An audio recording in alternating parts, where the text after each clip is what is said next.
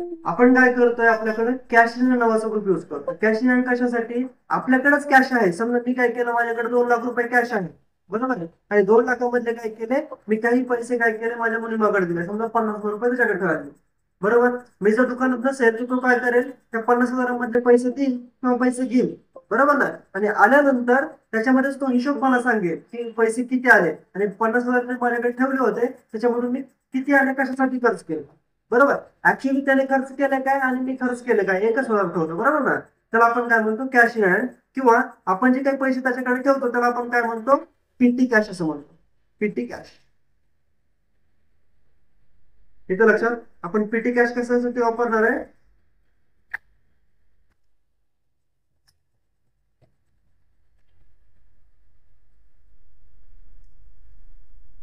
बघा, PT cash जी ledger आहे आपण कशासाठी वापरणार आहे, जर तुम्ही ऍडिशनल कोणाला देत असाल, बरोबर, त्याला आपण काय म्हणतो, पीटी कॅश असं म्हणतो. येते लक्षात. पेटी कॅश कशासाठी? ऍडिशनल कॅश जर तुम्ही तुमच्याकडे कोणाकडे ठेवत असाल तर त्याला काय म्हणायचं, पीटी कॅश असं म्हणायचं. तर आपण हा कॅश इन हँड ग्रुप कशासाठी युज करणार आहे, तर कॅश इन हँड ग्रुप जो आहे तर आपण कशासाठी युज करणार आहे, तर पीटी कॅश लेजर क्रिएट करण्यासाठी. PT cash. ओके.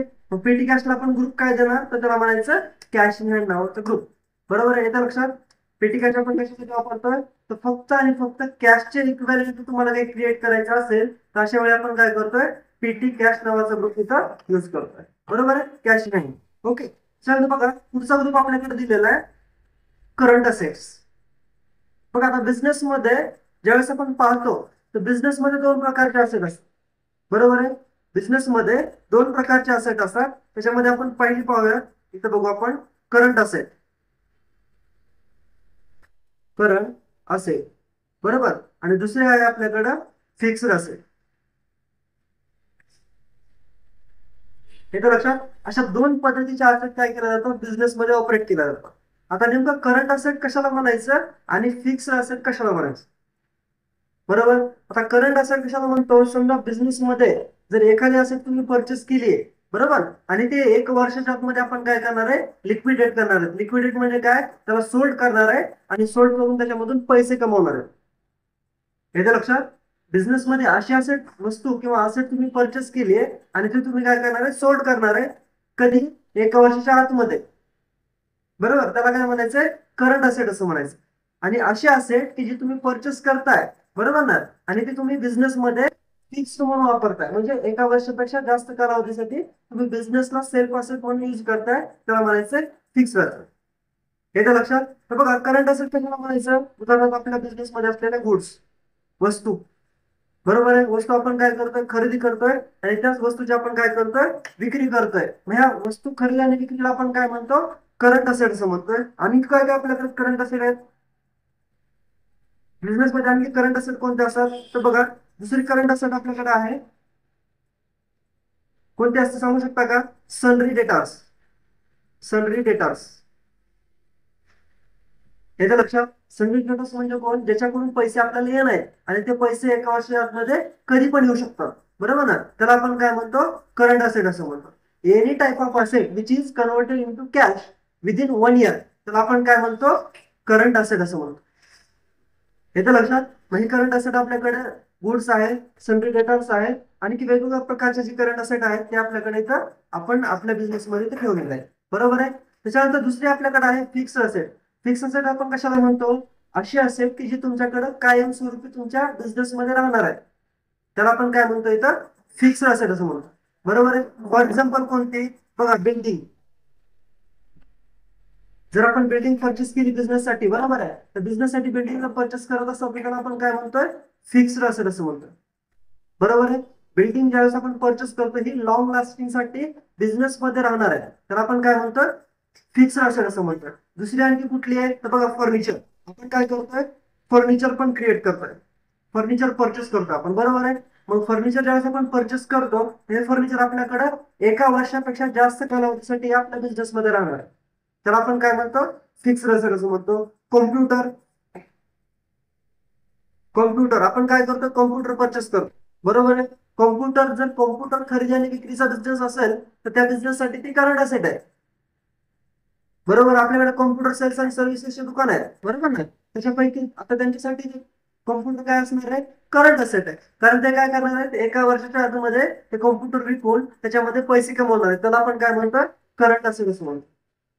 हे तर लक्षात. फिक्स असेट कशाला म्हणायचं आहे, अशी कॉम्प्युटर किंवा अशी असेट जी तुम्ही बिझनेस मध्ये परचेस करताय, बरोबर, कशासाठी, बिझनेस यूज साठी, आणि किती पिरियड साठी, तर लॉंग लास्टिंग अनलिमिटेड पिरियड म्हणतो आपण त्याला, बरोबर, त्याला आपण काय म्हणतो, फिक्स्ड असेट असं म्हणतो. बरोबर. बघा, आपण टॅलीमध्ये आपण ज्यावेळेस लेजर क्रिएट करतोय, बघा आता फॉर एक्झाम्पल आपण लेजर क्रिएट करूया इथं, बिल्डिंग, बिल्डिंग अकाउंट, बरोबर आहे. आता बिल्डिंग अकाउंट ज्यावेळेस आपण लेजर क्रिएट करतो, ह्या लेजरसाठी आपल्याकडे ग्रुप काय, तर फिक्स असेल. बघा, कुठलीही लेजरला ज्यावेळेस ग्रुप द्यायचा असतो, बरोबर, आपल्याकडे टॅलीमध्ये 28 ग्रुप्स आपल्याकडे दिलेले आहेत, बरोबर आहे. प्रत्येक लेजरला आपल्याला काय करायचं, कॅटेगराईज करायचं. कसं, तर बघा फॉर एक्झाम्पल बिल्डिंग, बिल्डिंग ही आपली जी काही कंपनी आहे, बरोबर आहे, आपल्या कंपनीसाठी आपल्याला काय करायचं, काय आहे हे बघायचं आपल्याला. तर बघा,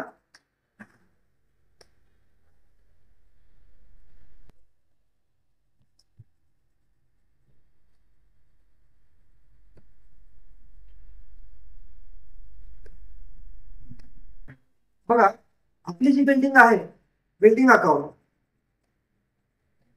building account, building account RCA commerce academy city काय आहे, बरोबर आहे. तर बघा कॅटेगराईज कसं करायचं आहे, 4 कॅटेगरीत आपल्याकडे. एक आहे पहिली, असेट असली पाहिजे, बरोबर आहे. त्याच्यानंतरचा प्रश्न आहे करंट आहे का फिक्स, हा नंतरचा आहे, बरोबर ना. फर्स्ट ऑफ ऑल आपल्याला काय करायचंय, चेक करायचंय की ते आपल्यासाठी असेट आहे, बरोबर आहे. असेल तर त्याचा पुढे क्वेश्चन विचारायचा, काय, करंट आहे का फिक्स. हे तर लक्षात. म्हणजे जी काही आपल्याकडे लेजर आहे ते आपल्यासाठी असेट आहे का, किती पिरियड साठी राहणार आहे, विदिन 1 इयर साठी राहणार असेल तर ते आपल्यासाठी करंट असेट. आणि जर एकापेक्षा जास्त वर्षासाठी आपल्याकडे राहणार असेल तर त्याला काय म्हणायचं, फिक्स असेट असं म्हणायचं, बरोबर आहे. दुसरी कॅटेगरी आहे, लायबिलिटी आहे का, चेक करायचं लायबिलिटी आहे का. परत लायबिलिटी मध्ये देणं आहे, मग ते आपण एका वर्षात आपण देणार आहे का लॉंग टर्म साठी आहे, बरोबर आहे. जर एका वर्षाच्या आतमध्ये देणार असेल तर त्याला काय म्हणायचं, करंट लायबिलिटी. आणि त्याच्यापेक्षा जास्त पिरियड साठी असेल तर त्याला काय म्हणायचं, फिक्स लायबिलिटी म्हणता येत नाही, त्याला लॉंग टर्म लायबिलिटी असं म्हणतो आपण. हे तर लक्षात. तर अशा पद्धतीने आपल्याकडे 2 प्रकारच्या लायबिलिटी आहेत, बरोबर.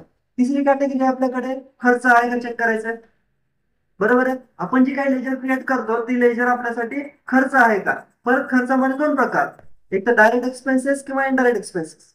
चेक करायचं खर्च आहे का, येस. त्याच्यानंतर पुढचा क्वेश्चन काय, डायरेक्ट एक्सपेन्सेस आहे की इनडायरेक्ट एक्सपेन्सेस. हे तर लक्षात. ओके. आणि याच्यानंतर ते पण नसेल तर पुढचा क्वेश्चन विचारायचा, ते आपल्यासाठी इन्कम आहे का, बरोबर आहे. आता इन्कम मध्ये परत 2 कॅटेगरी, एक डायरेक्ट इन्कम आणि दुसरा आहे इनडायरेक्ट इन्कम, बरोबर आहे. मग अशा पद्धतीने आपण काय करायचं, 4 क्वेश्चन ज्यावेळेस लेजर आपण क्रिएट करतो ह्या लेजरला विचारायचे, बरोबर आहे. मग त्या पद्धतीने आपण काय करू शकतो, तर कॅटेगराईज करू शकतो. तर बघा, आपल्यासाठी बिल्डिंग जी आहे ती असेट आहे, बरोबर. तुम्ही इथं असेट जर टाईप केलं तर असेट टाईप केलं तर ऑटोमॅटिकली असेट साठी जेवढे काही ग्रुप आहेत ते ग्रुप आपल्याकडे इथं उजव्या साईडला येतात. याचं लक्षात. तर बघा, current asset, deposit asset, fixed asset, loans and advances asset आणि मिसलेनियस एक्सपेन्स असेट, अशा वेगवेगळ्या 5 प्रकारचे असेट आपल्याकडे आहेत, बरोबर आहे. त्याच्यापैकी बिल्डिंग जी आहे ती आपल्यासाठी काय आहे, तर ती आपल्यासाठी आहे फिक्स्ड असेट. याचं लक्षात, लक्षात येत आहे.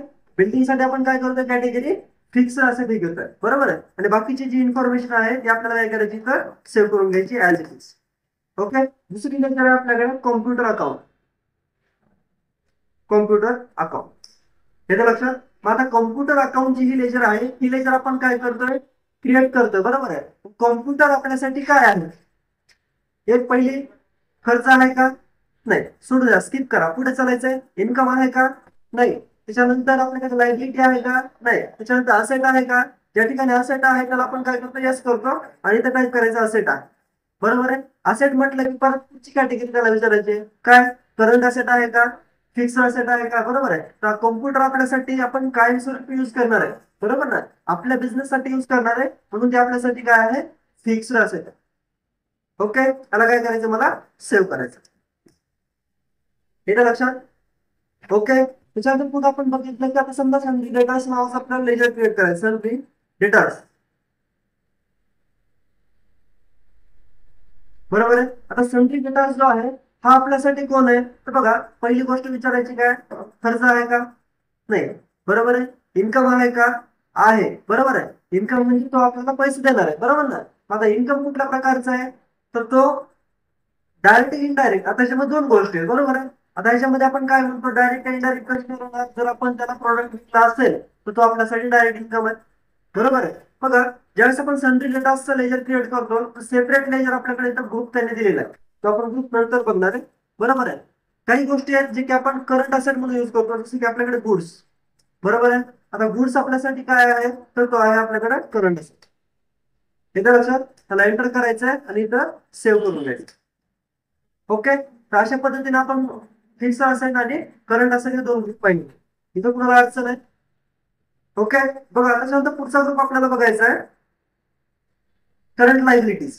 आता करंट लायबिलिटीज म्हणजे काय, अशी लायबिलिटी जी आपण एका वर्षाच्या आतमध्ये पेड करणार आहे, करंट लायबिलिटी, बरोबर आहे. जसे की आपण म्हणतो ईएमआय, बरोबर आहे. आता ईएमआय लॉंग टर्म साठी पण असू शकतो किंवा शॉर्ट टर्म साठी पण असू शकतो, बरोबर आहे. किंवा असं लोन किंवा अशी घेतलेली पैसे तुम्ही जी की आपल्याला एका वर्षामध्ये पेड करायचे. जसे की समजा कस्टमर पार्टीकडून आपण काय करतो, गुड्स परचेस करतो, बरोबर आहे. पार्टीकडून माल परचेस करतो आपण. परचेस केल्यानंतर त्याला मालाचे पैसे आपण कधी देतो, एका वर्षाच्या आतमध्ये, म्हणजे 15 दिवस 20 दिवस फुल झाले काही झालं तरी पण एका वर्षाच्या आतमध्ये आपण काय करतो, त्याला पैसे पेड करतो. बरं, एका वर्षाच्या आतमध्ये पेड जर नाही केले तर ते काय करतात, मार्च एंडिंगला आपल्याकडून काय करतात, वसूल करायचं काम करतात. आपण म्हणतो ना मार्च एंडिंग आहे, बरोबर ना, मार्च एंड आहे. मार्च एंड म्हणजे काय असतं, तर जेवढी काही वसुली येणं असेल किंवा देणं असेल ते पेड करणं किंवा समोरच्या व्यक्तीकडून वसूल करणं, याला आपण काय म्हणतो, मार्च एंड असं म्हणतो, बरोबर आहे. मग अशी लायबिलिटी जी आपल्याला एका वर्षाच्या आतमध्ये पेड करायची त्याला आपण काय म्हणतो, करंट लायबिलिटी असं. हे तर लक्षात. त्याच्यानंतर पुढचा ग्रुप आहे आपल्याकडे डिपॉझिट असेट नावाचा ग्रुप. आता बघा, असेट मध्ये फार वेगळ्या प्रकारचा ग्रुप आहे डिपॉझिट असेट. बघा,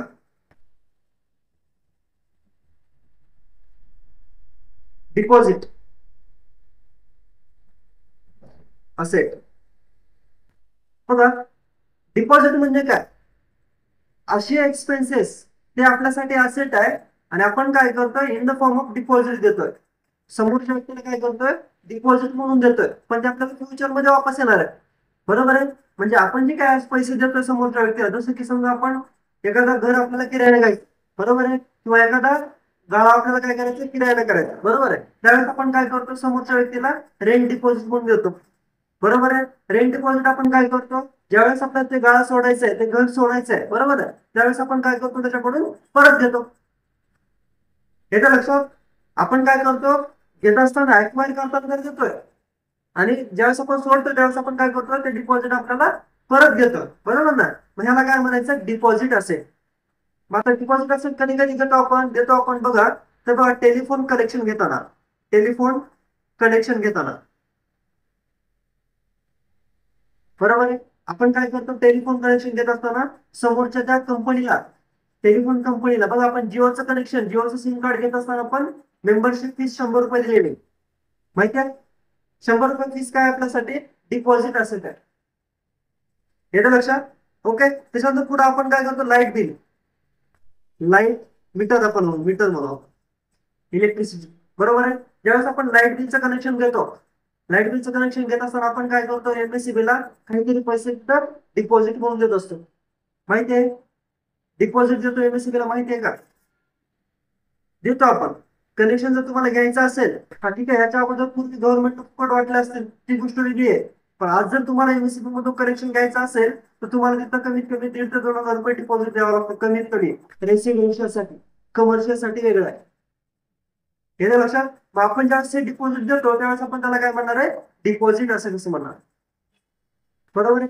किंवा दुसरी आणखी गोष्ट असते, आपण काय करतो, एखादी कंपनी आहे, बरोबर आहे, एखाद्या कंपनीमध्ये आपण काय करतो, जर आपल्याला जॉब करायचा असेल किंवा एखाद्या कंपनीकडून काही वस्तू परचेस करायच्या असतील त्यावेळेस आपण काय करतो, कंपनीला आपण डिपॉझिट देतो, बरोबर आहे. एखाद्या कंपनी समजा तुम्हाला एजन्सी घ्यायची, बरोबर आहे, जसं की एव्हलिटी हाऊस, बरोबर आहे. एव्हलिटीची ज्यावेळेस एजन्सी घेतो आपण, एजन्सी घेत असताना काय करतो, डिपॉझिट देतो, बरोबर आहे. मग हे डिपॉझिट काय आपल्यासाठी डिपॉझिट असेट आहे आणि हे फ्युचर मध्ये काय होणार आहे, आपल्याला परत येणार आहे, बरोबर आहे. म्हणून आपण त्याला काय म्हणणार आहे, डिपॉझिट असेटच म्हणणार, बरोबर आहे. मग आता आपण लेजर कशी क्रिएट करणार, तर बघा, इथे लिहिलं मी, समजा काय, डिपॉझिट विथ एमएससीडीसीएल, त्याला आपण म्हणतो एमएससीडी, बरोबर आहे. आणि इथे लिहिणार डिपॉझिट असेल. येतं लक्षात. डिपॉझिट असेट हा ग्रुप कधी लिहायचा आहे? जर तुम्ही लेजर क्रिएट करताय आणि ती लेजर तुमच्यासाठी डिपॉझिट असेटची असेल, डिपॉझिट असेल म्हणजे आपण कोणाला तरी डिपॉझिट दिलेलं पाहिजे, त्याला आपण काय म्हणतो? डिपॉझिट असेट असं. हे तर लक्षात एंटर करायचं आणि याला सेव्ह करून घ्यायचं. बरोबर आहे. त्याच्यानंतर आपण समजा एखादी दुसरी कंपनी आहे, कुठली? बायर नावाची company, BAYER, Bayer private limited. बरोबर आहे. ह्या कंपनीला काय करतोय आपण? सिक्युरिटी डिपॉझिट देतोय. बरोबर आहे. समजा इथे लिहिलं पुढं सिक्युरिटी डिपॉझिट, डिपॉझिट. इथे लक्षात म्हणजे जी असेट, जे पैसे आपल्याला फ्युचरमध्ये परत येणार आहेत त्याला आपण काय म्हणतो? डिपॉझिट असेट असं म्हणतो. बरोबर आहे. इथं ग्रुप सिलेक्ट करा आणि इथं सेव्ह करा. इथं लक्षात ह्या ग्रुपमध्ये काय अडचण आहे? लक्षात आलं का नाही ग्रुप? ओके. म्हणजे अशी असेट किंवा असे पेमेंट आपण करतोय की जे आपल्याला फ्युचरमध्ये परत येणार, त्याला आपण काय म्हणतो? डिपॉझिट असेट असं म्हणतो. ओके. चला पुढचा ग्रुप आपल्याला बघायचा आहे डायरेक्ट एक्सपेन्सेस. बघा आपल्याकडे दोन प्रकारचे एक्सपेन्सेस आहेत. जसं आपल्याकडे असेट दोन प्रकारचे आहेत, करंट असेट आणि फिक्स असेट. बरोबर आहे. त्या पद्धतीने आपल्याकडे एक्सपेन्सेस पण दोन प्रकारचे आहेत. एक आहे डायरेक्ट एक्सपेन्सेस आणि दुसरा आहे आपल्याकडे इनडायरेक्ट एक्सपेन्सेस. बरोबर आहे. तर बघा पहिला आहे आपल्याकडे डायरेक्ट एक्सपेन्सेस, डायरेक्ट एक्सपेन्सेस आणि दुसरा आहे आपल्याकडे इनडायरेक्ट एक्सपेन्सेस, इनडायरेक्ट एक्सपेन्सेस. आता बघा आपल्याकडे दोन एक्सपेन्सेस आहेत, डायरेक्ट आणि इनडायरेक्ट. डायरेक्ट कधी म्हणायचं आणि इनडायरेक्ट कधी म्हणायचं? ज्यावेळेस आपण एखादे एक्सपेन्सेस देतो, आता फॉर एक्झाम्पल समजा आपण इथे लिहिलं काय? Electricity expenses, electricity expenses. बरोबर आहे. आता इलेक्ट्रिसिटी एक्सपेन्सेसला आपल्याकडे दोन दोन ग्रुप आहेत. बघा EXP लिहिलं, EXP. बरोबर आहे. EXP म्हटल्यानंतर डायरेक्ट एक्सपेन्सेस, हे दोन्हीचा अर्थ एकच होतो, एक्सपेन्सेस डायरेक्ट आणि डायरेक्ट एक्सपेन्सेस. बरोबर आहे. आणि इनडायरेक्ट एक्सपेन्सेस. आता ह्याच्यापैकी डायरेक्ट की इनडायरेक्ट कसं ठरवणार आपण? बरोबर. तर बघा डायरेक्ट कसं म्हणतात? जर तुमचा जो खर्च आहे, बरोबर, तुम्ही जो खर्च करताय हा जर खर्च तुमच्या बिझनेससाठी म्हणजे कोणासाठी? RCA कॉमर्स अकॅडमीसाठी हा जर कंपल्सरी खर्च असेल, कंपल्सरी म्हणजे काय? त्या इलेक्ट्रिसिटी एक्सपेन्सेस शिवाय तुमचा बिझनेस चालू शकत नाही. बरोबर. त्याला काय म्हणायचंय? Direct expenses. चालू शकत नाही. बरोबर ना. त्याला काय म्हणायचंय? Direct expenses. आणि जर तुमचा एक्सपेन्सेस आहे ज्याच्याशिवाय तुमचा बिझनेस चालू शकतो, हे तर लक्षात, त्याला काय म्हणायचं? इनडायरेक्ट म्हणायचं. म्हणजे जो एक्सपेन्सेस कंपल्सरी नाही त्याला आपण काय म्हणायचं? इनडायरेक्ट एक्सपेन्सेस असं म्हणायचं. हे तर लक्षात. डायरेक्ट कधी म्हणायचं? जो कंपल्सरी एक्सपेन्सेस आहे. बरोबर आहे. जसे की आपल्या इथे कॉम्प्युटर सेंटर आहे. बरोबर आहे. कॉम्प्युटर सेंटर मध्ये लाईट हा डायरेक्ट आहे की इनडायरेक्ट आहे? डायरेक्ट आहे. बरोबर आहे. कारण का? तर आपल्याकडे कॉम्प्युटर हा बिझनेस आहे म्हणजे हा कॉम्प्युटर जो आहे हा लाईट शिवाय चालत नाही. बरोबर आहे. आता समजा उदाहरण हँडीक्राफ्टचा आपला बिझनेस आहे. हँडीक्राफ्ट माहिती आहे? हँडीक्राफ्ट, हँडीक्राफ्ट वस्तू माहिती आहे का तुम्हाला? जे हात विणकामाने केले जातात, हाताने. हँडीक्राफ्ट म्हणजे काय? ज्या वस्तू हाताने बनवल्या जातात, बरोबर ना, त्याला आपण काय म्हणतो? हँडीक्राफ्ट असं म्हणतो. मग त्या बिझनेस मध्ये लाईटची आवश्यकता आहे का? नाही. बरोबर ना. म्हणजे लाईट घेतली काय केलं जातं? ऑप्शनल आहे, म्हणजे जर लागली तर वापरले जातं. बरोबर आहे. किंवा समजा एखादी फॅक्टरी आहे. बरोबर आहे. फॅक्टरी म्हणजे काय? ज्या ठिकाणी प्रोडक्शन करतो आपण. बरोबर आहे. प्रोडक्शन जर आपण करत असताना त्याच्यामध्ये लाईट ही कंपल्सरी का ऑप्शनल आहे? फॅक्टरीमध्ये लाईट कंपल्सरी लागते का ऑप्शनल आहे? कंपल्सरी. म्हणजे ज्या ठिकाणी एखादा एक्सपेन्सेस कंपल्सरी असतो त्याच्याशिवाय काम चालू शकत नाही त्याला काय म्हणायचं? डायरेक्ट एक्सपेन्सेस म्हणायचंय. आणि ज्याच्याशिवाय आपलं काम चालतंय त्याला काय म्हणायचंय? Indirect expenses. येतं लक्षात. तर उदाहरणामध्ये समजा मी लिहिलं इलेक्ट्रिसिटी. समजा माझी आता फॅक्टरी आहे का? RCA मध्ये मला इलेक्ट्रिसिटी लागते का? तर लागते. बरोबर आहे. म्हणून माझ्यासाठी काय? Direct expenses. बरोबर आहे. एंटर करा, सेव्ह करा. बरोबर आहे. आता उदाहरण दुसरा एक्सपेन्सेस घ्या आपण, सॅलरी. Salary expenses. बरोबर आहे. आता माझ्या बिझनेसमध्ये सपोज मी माझ्या बिझनेसमध्ये एकटाच ऑपरेट करतोय आणि माझ्याकडे एखादा एकही एम्प्लॉई नाहीये. बरोबर आहे. मग मला सॅलरी द्यायची गरज आहे का? म्हणजे माझा बिझनेस मी एकटा पण ऑपरेट करू शकतो. बरोबर आहे. म्हणजे माझ्यासाठी सॅलरी काय? जर मला माझं काम कमी करायचं असेल तर मी एखादा एम्प्लॉई ठेवू शकतो आणि त्याला सॅलरी देऊ शकतो. बरोबर आहे. मग हा सॅलरी जो पार्ट आहे हा RCA कॉमर्स अकॅडमीसाठी कंपल्सरी की ऑप्शनल आहे? ऑप्शनल आहे, बरोबर आहे. पण हा माझ्यासाठी डायरेक्ट एक्सपेन्सेस झाला का इनडायरेक्ट एक्सपेन्स आहे? इनडायरेक्ट. लक्षात येत आहे? डायरेक्ट आणि इनडायरेक्ट कसं ठरवणार? कंपल्सरी आहे का, म्हणजे प्रत्येक बिझनेसला तो त्याचा कंपल्सरी पार्ट आहे का? असेल तर यस डायरेक्ट एक्सपेन्सेस, नसेल तर त्याला आपण काय म्हणणार आहे? Indirect expenses. येतं लक्षात? काय अडचण आहे? ओके. तर हा सॅलरी माझ्यासाठी काय आहे? तर इनडायरेक्ट एक्सपेन्सेस. एंटर करा आणि सेव्ह करू. बरोबर आहे. पुढचा पुढचा खर्च बघूया आम्ही. Drinking water. Drinking water expenses. बरोबर आहे. बरोबर आहे. आता ड्रिंकिंग वॉटर माझ्यासाठी काय आहे? कंपल्सरी आहे का ऑप्शनल आहे? ऑप्शनल आहे ना. आवश्यकता नाही. म्हणजे मी माझ्याकडे जर समजा एखाद्या दिवशी जर पाणी आलं नाही तर बिझनेस चालू शकतो का? नाही चालू शकतो. कंपल्शन कधी? जर तुमच्याकडे एखादी वस्तू नाही आली त्याच्याशिवाय बिझनेस चालू शकतो का? तर चालू शकत असेल तर त्याला काय म्हणायचं? ऑप्शनल. आणि जर असं आहे की समजा लाईट आहे, एखाद्या दिवशी लाईट आला नाही तर माझा बिझनेस चालणार आहे का? नाही चालणार. तो माझ्यासाठी काय? कंपल्सरी आहे. येतं लक्षात? कंपल्सरी कशाला म्हणायचं? चालतं किंवा नाही चालत. बरोबर आहे. ड्रिंकिंग वॉटर माझ्यासाठी कंपल्सरी की ऑप्शनल आहे? ऑप्शनल आहे. बरोबर आहे. म्हणून त्याला काय म्हणणार? Indirect expense. येतं लक्षात? आणखी काय करायचं आपल्याकडं? Cleaning expenses. Cleaning expenses. बरोबर आहे. क्लिनिंग मध्ये पण ऑप्शनल आहे. जर मी स्वतः साफ करत असेल, बरोबर ना, तर ते मी स्वतः, मला पगार द्यायची गरज आहे कुणाला? नाही. बरोबर आहे. जर समजा त्याला आपण मावशी ठेवलेली आहे आपल्याकडे, तर त्याच्यासाठी आपण काय करतो? त्यांना क्लिनिंग एक्सपेन्सेस देतो. बरोबर आहे. म्हणजे ज्या गोष्टी तुम्हाला कंपल्सरी आहेत त्याला आपण काय म्हणतो? डायरेक्ट. बरोबर आहे. जर तुम्ही देताय, येतं लक्षात? म्हणजे ज्याच्याशिवाय तुमचा बिझनेस चालूच शकत नाही अशा खर्च त्याला काय म्हणायचं? Direct expenses. आणि ज्याच्याशिवाय तुमचा बिझनेस चालतो त्याला ऑप्शन आहे काहीतरी, त्याला काय म्हणायचं? इनडायरेक्ट. येईल आयडेंटिफाय करता येईल. डायरेक्ट कुठले, इनडायरेक्ट कुठले, फिक्स असेल कुठले, करंट असेल कुठले. ओके. बघणे. हा, ठीक आहे. ओके. त्याच्यानंतर आपला पुढचा ग्रुप बघायचा आहे. आता डायरेक्ट इन्कम किंवा इनडायरेक्ट इन्कम, दोन्ही प्रकारचे. ठीक आहे. हे दोन ग्रुप आपण बघणार आहेत आणि याच्यानंतर बघणार आहे डायरेक्ट इन्कम कशाला म्हणायचं आणि इनडायरेक्ट इन्कम कशाला म्हणायचं. बघा, बिझनेसवर डिपेंड आहे. ज्यावेळेस तुम्ही गोष्ट ठरवता डायरेक्ट किंवा इनडायरेक्टची, त्यावेळेस ते काय असं तुमच्या बिझनेसवरती डिपेंड असतं. बरोबर. समजा आरसीए कॉमर्स अकॅडमी मध्ये कुठला इन्कम डायरेक्ट असेल आणि कुठला इन्कम इनडायरेक्ट असेल. बघा, फीस आहे, MSCIT फीस, हे माझ्यासाठी काय आहे? डायरेक्ट इन्कम आहे. बरोबर आहे. कारण माझा बिझनेस त्याचा आहे. बरोबर आहे. टॅली कोर्स फीस हे माझ्यासाठी काय आहे? डायरेक्ट इन्कम आहे. बरोबर आहे. मी समजा एखाद्या माझ्याकडे बुक्सचे कार्टून आले होते, कार्टून कपट, बरोबर आहे, आणि ते मी काय केले? विकले.